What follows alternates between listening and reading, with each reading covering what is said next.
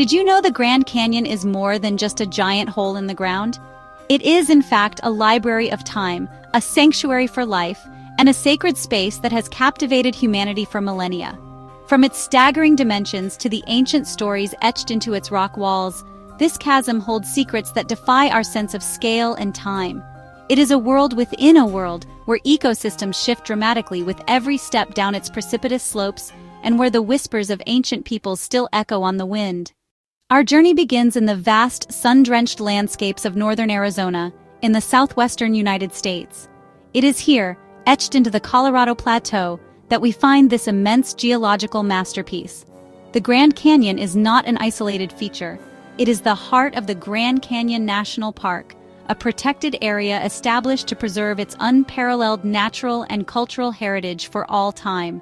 This designation speaks to its global significance, a recognition that this is a treasure belonging not just to one nation, but to the entire world. To stand at its edge is to feel a sense of profound humility. The sheer scale is almost impossible for the human mind to fully comprehend. To speak of the Grand Canyon's dimensions is to grapple with numbers that border on the abstract. It stretches for 277 miles, or 446 kilometers across the landscape.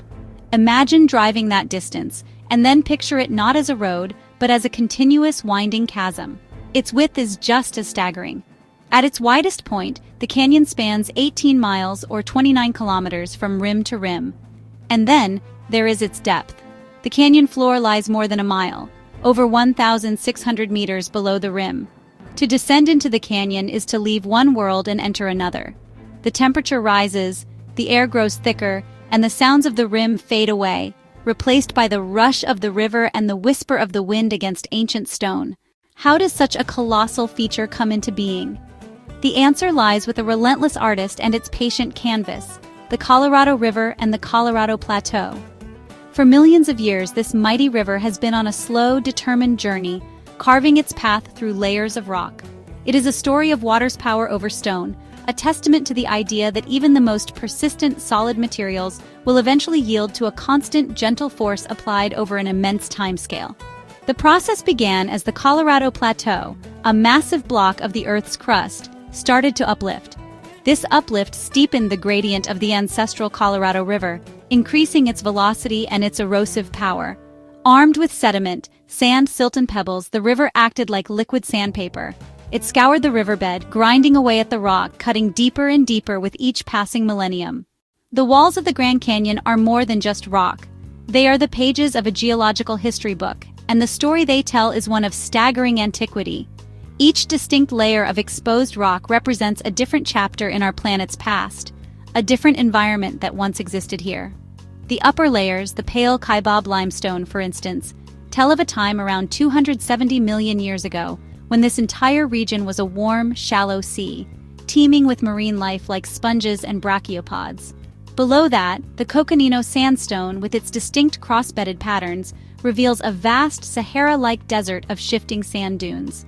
At the very bottom of the canyon, in the dark and narrow inner gorge, we find the oldest rocks of all. The Vishnu schist and Zoroaster granite are nearly 2 billion years old. While the Grand Canyon may appear as a formidable, rocky wasteland from a distance, it is in fact a vibrant and thriving oasis of biodiversity. The canyon's immense size and dramatic changes in elevation have created a multitude of microclimates and habitats, allowing an astonishing variety of life to flourish. At the arid, sun-baked bottom of the canyon, near the river, one finds desert species like cacti, yucca, and mesquite. The canyon is a birdwatcher's paradise, with nearly 500 species recorded. Most iconic, perhaps, is the California condor, a magnificent scavenger with a wingspan of almost 10 feet. Brought back from the brink of extinction, these giants now soar on the thermal updrafts rising from the canyon floor, a true success story of conservation. Desert bighorn sheep navigate the impossibly steep cliffs with astonishing agility, their hooves perfectly adapted for the rocky terrain. One of the most fascinating aspects of the Grand Canyon is the existence of multiple distinct climate zones stacked vertically upon one another. The journey from the rim to the river is not just a descent through rock layers, but a journey through different worlds of weather and temperature. At the top, on both the north and south rims, the climate is temperate and seasonal. The elevation, over 7,000 feet on the south rim and 8,000 feet on the north, means cool summers and cold, snowy winters. Here you find lush forests of ponderosa pine, Douglas fir, and blue spruce. Reaching the Tonto platform, a wide shelf about 2/3 of the way down, you enter a true desert environment. The heat can be intense, especially in summer. Cacti, agave, and brittlebush dominate the landscape. Finally, at the very bottom, along the Colorado River, you are in the inner gorge. Here, the canyon walls trap the sun's heat, creating an oven-like environment.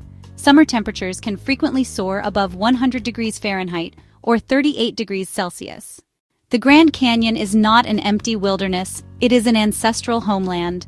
For thousands of years, this has been a place of profound spiritual and physical importance to numerous Native American tribes.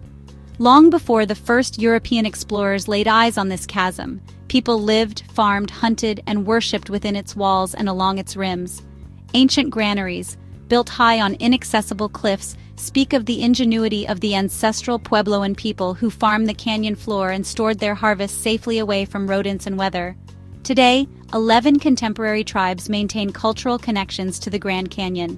For the Havasupai, or people of the blue-green waters, the canyon is their permanent home. Their village, Supai, is nestled deep within a side canyon, accessible only by foot, mule, or helicopter. Other tribes, including the Hopi, the Navajo, the Hualapai, and the Paiute, also consider the canyon a sacred place. For the Hopi, it is the location where their ancestors emerged into this world.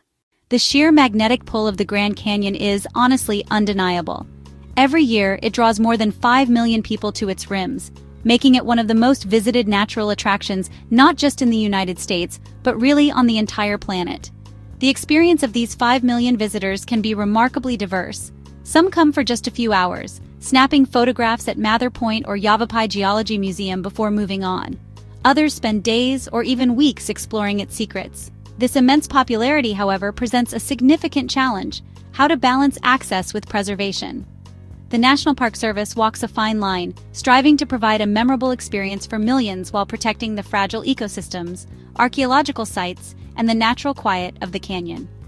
Despite these challenges, the role of tourism is vital. It fosters a connection between people and the natural world. For many of the 5 million who visit, the Grand Canyon is their first and perhaps only encounter with true wilderness on such a scale. The significance of the Grand Canyon extends far beyond the borders of the United States. In 1979, its global importance was formally recognized when UNESCO, the United Nations Educational, Scientific, and Cultural Organization, designated it a World Heritage Site. The canyon provides one of the world's most complete and visually stunning geological records. The exposed rock layers offer a clear and accessible timeline of our planet's history, spanning nearly 2 billion years. Being a World Heritage Site carries with it a profound responsibility. It signifies a global commitment to protect the Grand Canyon from threats, whether from development, pollution, or climate change. It elevates the canyon from a national park to a global treasure, a shared heritage that we are all called upon to steward. While we often speak of the Grand Canyon as a single entity, it offers two very different experiences depending on which side you visit, the South Rim or the North Rim. The South Rim is the more famous and accessible of the two. It is open 365 days a year and receives roughly 90% of the canyon's visitors. Its lower elevation, around 7,000 feet, means a milder climate and less snow in the winter, allowing for year-round operation. The South Rim offers those classic, expansive panoramic views that are famous the world over. The North Rim, by contrast, is a world apart.